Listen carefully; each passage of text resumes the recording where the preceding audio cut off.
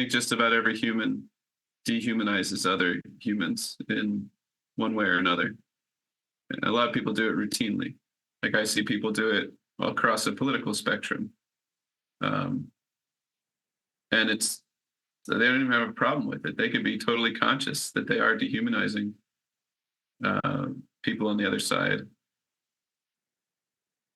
And that also could be a way into talking about this. Like, can we look at the ways in which we dehumanize others, as especially the ones where it occurs to us as okay to do, and then suggest, okay, now look at race, some inroad that way. Yeah, I mean, I actually do that all the time when I have these conversations, talk about dehumanization generally, to kind of talk about it within the race context, because everyone has experienced some kind of dehumanization where someone treated you like you weren't, right? Where someone treated you like you weren't.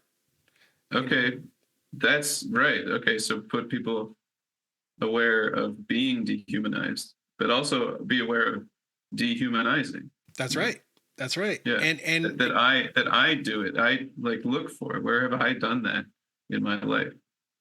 Where yes, have sir. all the people in the room done that in their own lives?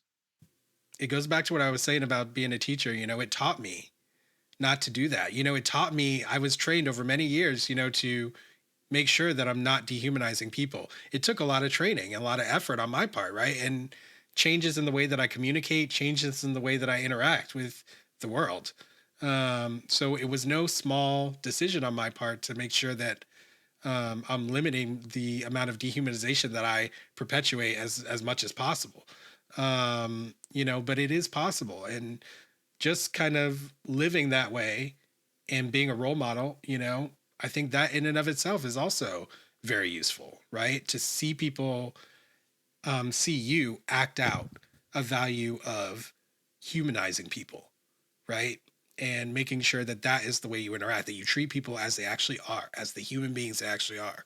Um, I've written about it on my Substack and my Medium page for anybody who's interested in that, who's watching right now. By the way, thank you all for tuning into this conversation with Ben. I really appreciate you guys. And thank you so much for your comments in the chat. I'm going to pull some of those chat comments in a second, but yeah.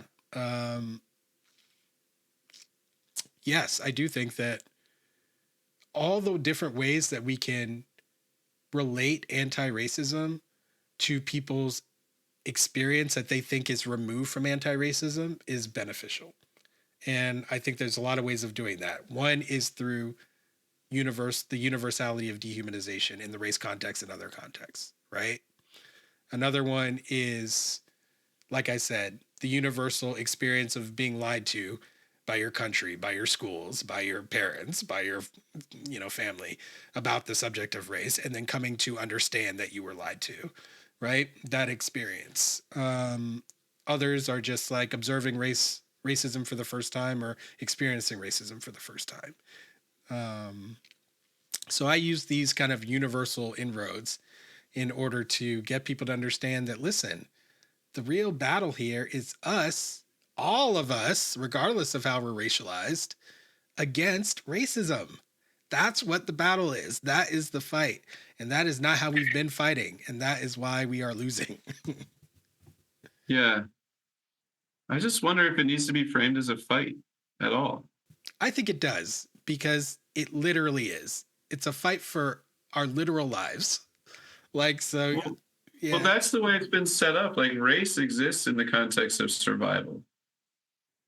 And so that keeps us in the context of survival. Like, I mean, as human beings, we are in the the context of survival. That is, we don't have to be. We can step into the context of aliveness. Well, we could be in both contexts. I don't think they're mutually exclusive. I think they are. Yeah. I'm now hearing what you're saying now, because I went through Landmark. So I hear now the language of Landmark. Now I understand what you're trying to get at for that. When I say survival, I'm not putting any kind of qualification on that. I'm just talking about the reality that we are programmed to survive. Like, we're not changing that programming. That programming exists whether we want it to change or not, whether we want to be that or not. So You don't have to operate from that place. Like, right, we don't always have to operate from a place of survival, but we always do. Because no, I don't think so. Like, I really don't. Like, okay, sometimes that's a fundamental difference that we have in belief. Then, well, I think if, like, there are times when it's not important to me if I survive or not. Like, I'm just attached to what a gift it is to be alive. That, like, there are things about being alive that make death unimportant.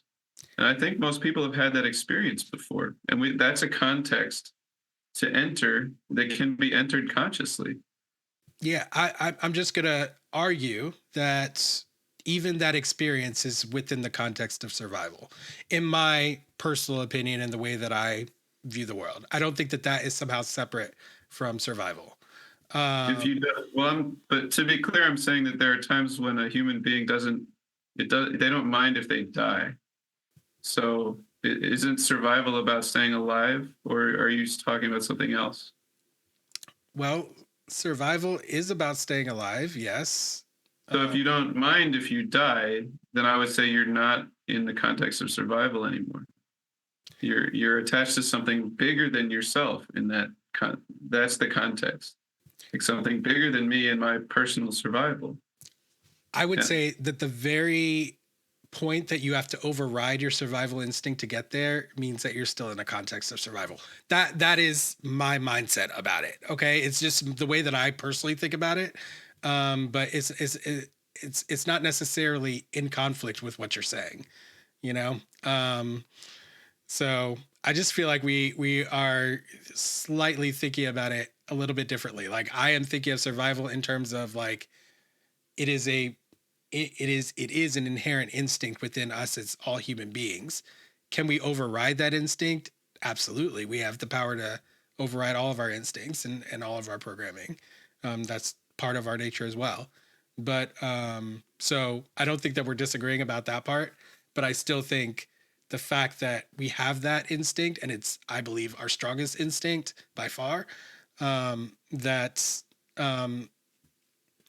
even if you're able to override it, the fact of overriding it is also means you're within that same context. If you didn't have to override it and you could exist out of it, then I would agree with you. But because you literally have to, that has to be a part of the process, is overriding your survival instinct to get to that place of not caring about life or death. There's various ways of doing that, yes. And you're right. A lot of people have had that experience. So I'm not denying any of that. I think that framing it as a fight puts us in survival mode, which makes us more likely to get into freeze, fight, fawn, all these unconscious survival mechanisms that our body has to keep our body alive. Like, that's a body thing. The idea that we still are existing inside of the context of survival by overriding it, I mean, that's the way that you're saying it. That is the way. Yeah, it's a very mathematical way of thinking about it. As my math background, I can't help it. I think that there's like a switch. Like, we don't have to be within the context of survival overriding it. Like, we just step from the context of survival into a different context, and then our physiology reacts accordingly, and we don't fight and freeze. Like, yeah. So, like, again, I think it's all based on how you're using survival versus how I'm using survival. I don't think we're using it the same way. So that's what's going on here. So like, I actually think we agree. We're just, or actually, the only part that I think we disagree about is I don't believe you can step from a context of survival into a different context. I don't agree with that. So that's where our fundamental disagreement is. And I don't think, I'm not sure that we can resolve that. But I'm not sure it matters either.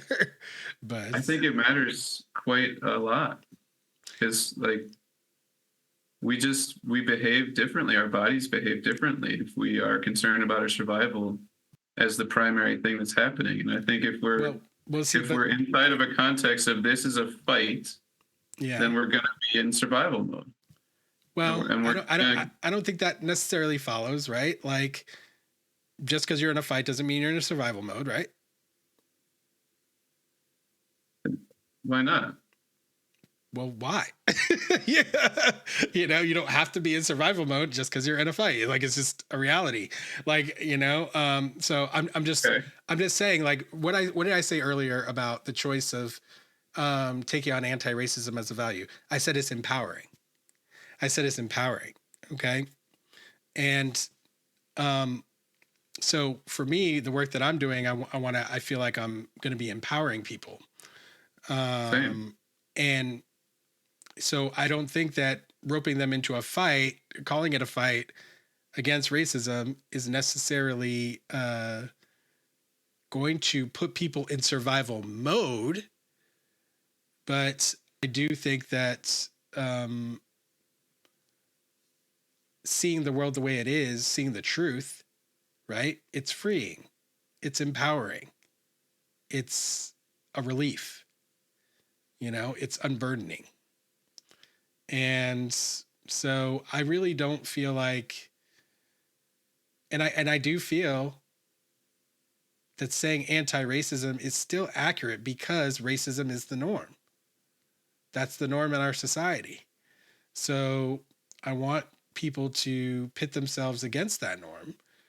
And yeah, I'm not saying that it's impossible for us to frame it a different way, to somehow say, like, you know, pro-human or something, which, you know, a lot of people do, or any other way you want to frame it. But we need people fighting directly against racism. Part of the reason why it's endured for so long is because we haven't been doing that. We have not been fighting it.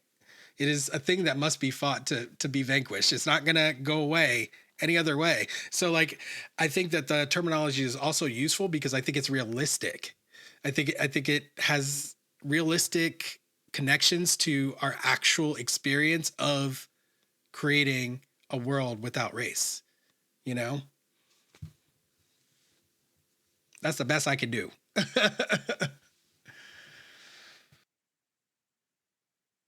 Yeah, I have to be with that for a while to see how that lands for me.